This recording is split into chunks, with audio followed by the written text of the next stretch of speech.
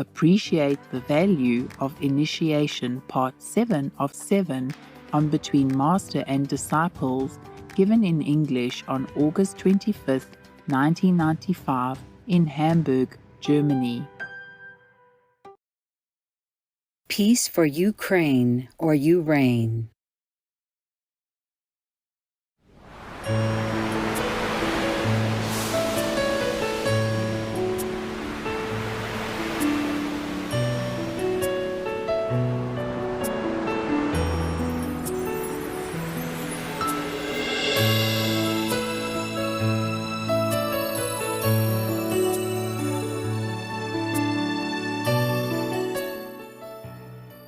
We were thinking maybe in Jesus' time, it was a little bit difficult. People would persecute true practitioners.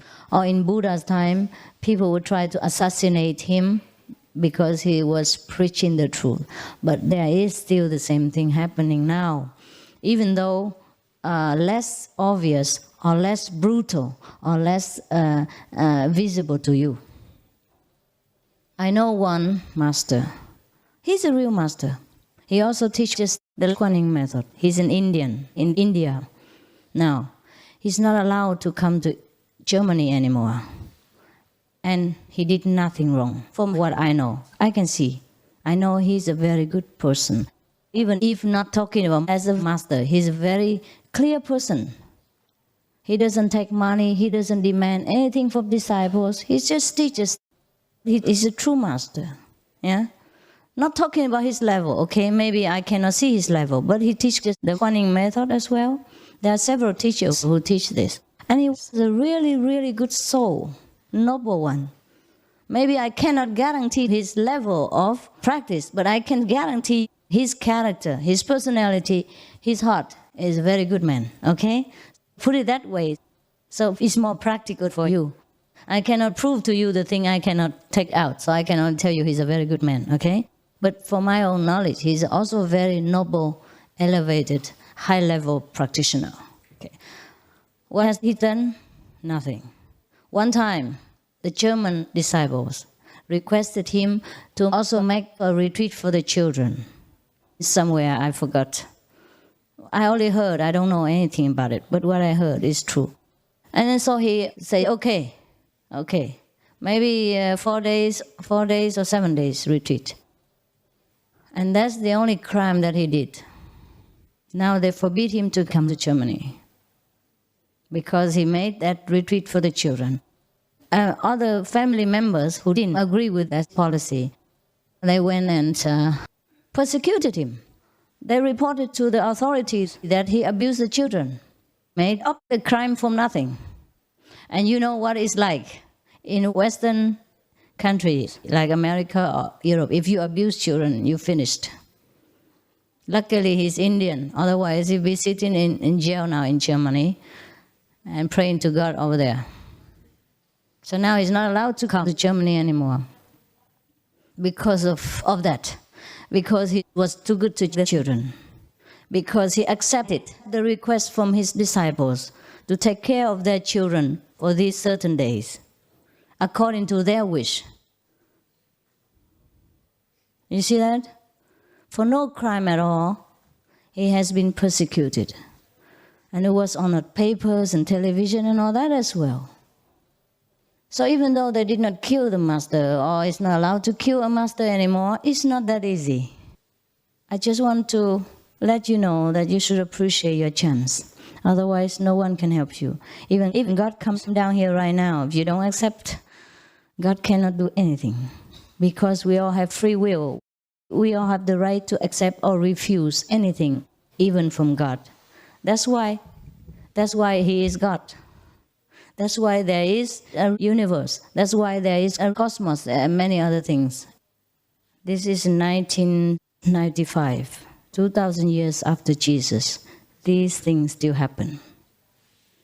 I can swear to you, I can swear by God's name that that man is innocent.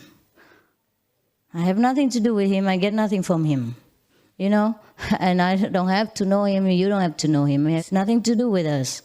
But that man is innocent, 100%, 1,000%. He has done nothing wrong. You know that. If we have a retreat together and if the children are there, what can I do? Or what can anyone do with the children? The families are there, the members are there. All they do is sit in a room with the parents perhaps, and the teacher there and sit with them for a while. He doesn't have to sit with them all the time. Just like I'm with you. I sit with you for a while and perhaps I go do something else and you continue your sitting and I'm around, right? I don't have to sit with you all day long. What can I do with you here now, in this room, for example? But even in Taiwan, before for retreats, we didn't let other outside people come in. And then many people also say something nasty about us, saying we were taking all our clothes off and doing something here, inside. You see that? We even have to cover ourselves, talking about taking clothes off. Things like that, you know what I mean? That's why I know that man is innocent.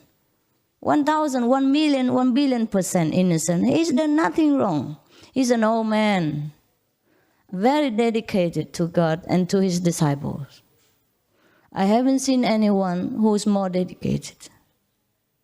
I feel very sorry for him. Now he's sat in India, I heard, sick with karma. And no one can understand him. He's sick with both lungs full of water. I don't know when he will die. And there's nothing anyone can do for him. It's not only the physical burden he has to bear. It's the bad name. It's the blackened reputation that he has to even bear during the time that he lives. It's like he's dying while living, you know. Jesus, he died only once and quickly on the cross. But today's masters, even though they don't die, they die inside. So I'm lucky to still be able to sit here with you. And I don't know for how long. I can never tell. So don't think I will always have time for you. So take care of yourselves. Every minute is very important. You never know if I have the same fate or if something will happen and we never see each other again. Anything could happen. War, disasters, atom bombs, anything. So don't think that I want anything from you or I want you to worship me or follow me or listen to me for the sake of my ego. No, no, no. I worry for you. Because you never know if you see me again, never mind worshiping me, following me, or do anything for me. I don't need anything. When you look at me closely, when you see the things I do, you know that I'm not the one for fame and name and money and things like that. Don't you? Yes. If you look closely and you see the things I do, then you know. So all the things are for you. And don't think that because I can travel freely now, I will be able to do so for the rest of my life. It may not be so. Look at that man. He was famous before I was born. His teacher and his whole lineage, the whole clan, was famous even before my parents were born. They have disciples all over the world. And what happened to him? And he's a real master from India. Never mind me, just born a few decades ago and nobody even knows my name, and from Vietnam and a refugee and all that. I'm not even a heavyweight. I have no background. I have no great lineage, no great famous master backing me. I have nothing. I was born in Vietnam. I have no weight. I have nothing I can lean on to catch people or to support myself, to protect myself. Nothing. So anything could happen anytime. Not that because I'm free now to travel or the teachings are so easy to get. It's easy because I make it easy. It is easy because I know it's very difficult if I make it difficult. It's already difficult enough for you to come to me through all the obstacles and problems and karma and all that. Once you come here, I would like to keep you. I would like to help you. Because it's already difficult enough for you to arrive here, just that you don't know it. You don't know how much garbage the master has to clean before you arrive here. You know nothing. You're like a child taken care of by parents. It's all right. It's all right. But do not waste this opportunity, because you won't get it again for many thousand millions of years. If you waste once, you have to be on the last of the waiting list if you want to begin again. Just like in a shop, huh? You see something you want to buy, but you don't. You pay money for something else, and then you go out. Later, when you regret it, you want to come back in and buy it. If people are already in front of you a lot, then you have to wait in the queue at last place, because other people are in front of you. To be a human being is already very, very, very difficult. And in order to meet a real master and get initiated into this Guanyin method, I cannot tell you. I have no human language to describe to you the preciousness of this method. I have no ability to tell you. I really cannot. To compare to anything at all, it means you blacken the name of the method. There is no comparison. There's nothing you can say about it. All you have to do is open your heart, humble yourself, and then you will see how it works for you every day. Do not deprive yourself of this most mighty power. Let it work for you. Just let it work for you. Relax. Let it be. Then everything you want will come. Every protection will be yours. Every day will be miracles. I suffer because of you. Otherwise, I'm the most happy person in the world. I never knew suffering after initiation until I met you.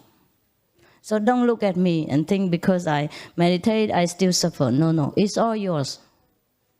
It's all your karma. The years before I took over this job, I didn't know what misery, unhappiness, and discontentment was. I had 3-4 pairs of clothes, and every day I was happy as an angel. I had nothing with me, just happiness that was indescribable inside.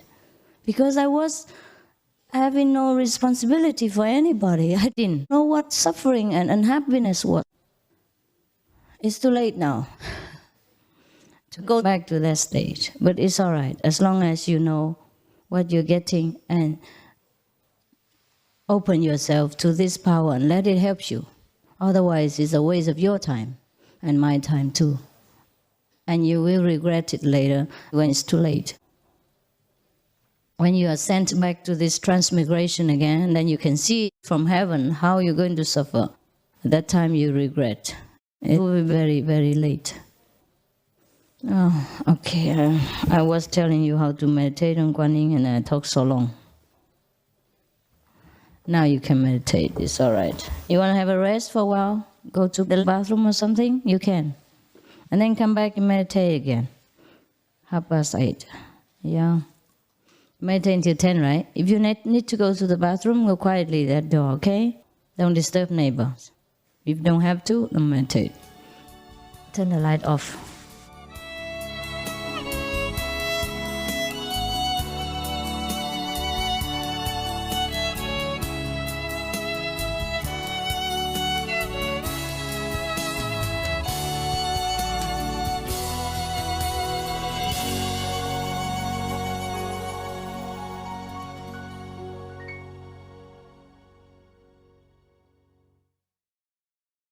Russia, go home, now. Our loving thoughts should go to all beings, whether alive or seeking rebirth, human or animal, whatever size or form, seen or unseen, in any realm, excluding known. The Venerable Bhikkhuni Ayakima, vegetarian.